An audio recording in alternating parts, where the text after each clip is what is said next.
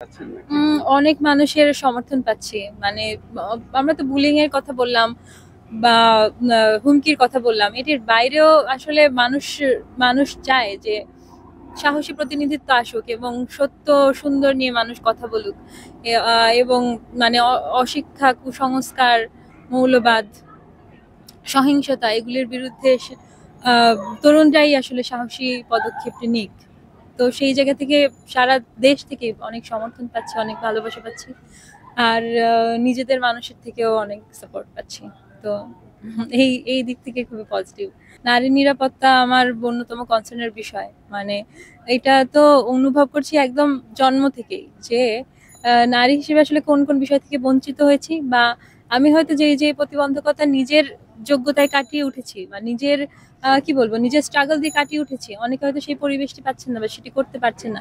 এবং শুধু মানে বিশ্ববিদ্যালয়ে যেই পরিবেশটি বিরাজ করে, নারীর যে সাংস্কৃতিক চর্চা, নারীর যে শিল্পের চর্চা বা মানে তার যে এক্সট্রা কারিকুলার, হ্যাঁ একাডেমিক পরিবেশ নারীর জন্য কতটুকু আম, সেটা নিয়ে নিশ্চয়ই আলোচনা করা যায় যে নারীর জন্য আসলে কতটুকু সমান।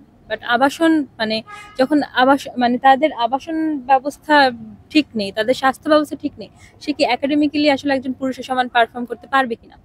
তিনি সেটি পারেন না, কারণ নারীর জন্য মাত্র 5টি হল এবং পুরুষের জন্য সেই ক্ষেত্রে অনেক বেশি। মানে নারী শিক্ষার্থীর সংখ্যার তুলনায় তাদের আবাসনের যেই ব্যবস্থা সেটি পর্যাপ্ত না। তাদের প্রতিটি হলে হলে যেরকম নারীর স্বাস্থ্য, মানে নারী হলগুলোতে অন্তত নারী স্বাস্থ্য নিয়ে একটা আলাদা টিম থাকা উচিত, ডাক্তার থাকা উচিত নারী স্বাস্থ্য নিয়ে, সেটি কিন্তু নেই। এছাড়াও মানে মানসিক স্বাস্থ্য না, মানে নারীর শারীরিক স্বাস্থ্য নিয়ে তো আলাদা কনসার্ন থাকাই উচিত, সেটি প্রতিটা হলে থাকা উচিত। আর নারীর মানসিক স্বাস্থ্য নিয়েও আসলে আলাদা করেও ভাবা উচিত। জি, সেটির বিষয়ে কোনো কনসার্ন নেই। আর নারীর মানসিক বিষয়টি কেন গুরুত্বপূর্ণ? কারণ নারীকে যখন আসলে বাইরে চলতে হয়, নারীকে যখন অনিরাপদ অবস্থায় আশঙ্কার মধ্যে আসলে আম বাইরের সকল কর্মকাণ্ডের মধ্যেই থাকতে হয়। যেই চ্যালেঞ্জটা কিন্তু একজন পুরুষ ততখানি বোধ করেন না, ততখানি তিনি মানে এক্সপেরিয়েন্স করেন না। তো একজন নারীকে কিন্তু তার থেকেও অনেক বেশি বাধা ফেস করতে হয় চলার পথে, একদম স্বাভাবিক। মানে একই ক্ষেত্রে হয়তো যাচ্ছে, একই ক্লাসে হয়তো তারা পড়ছে, একই রাস্তা দিয়ে হাঁটছে, কিন্তু ওই যে একটা কথা আছে না যে নারীর জন্য আসলে বাংলাদেশের রাস্তায় চলাফেরা করাটাই মানে মানে পর্বত জয়ের সমান। যেটি বোধহয় মানে একজন পর্বতারোহী নিশাত মজুমদার বা ওয়াসফিয়া নাহরিন বলেছিলেন। তো এই কথাটি আমার মাঝে মাঝেই আমি ফিল করি। তো এই জন্য নারীর মানসিক স্বাস্থ্যের জন্য আলাদা করে কনসার্নের খুব দরকার আছে। আর নারীর নিরাপত্তার জন্য তো এটি তো মানে একদমই কংক্রিট বিষয় যে নারীর যে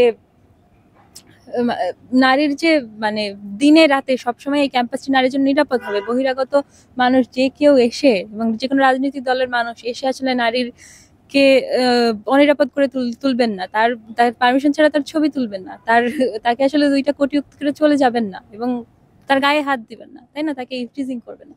এরকম একটা পরিবেশ যাতে হচ্ছে প্রশাসন থেকে তৈরি করা হয়, এটি আসলে আমার কনসার্ন থাকবে।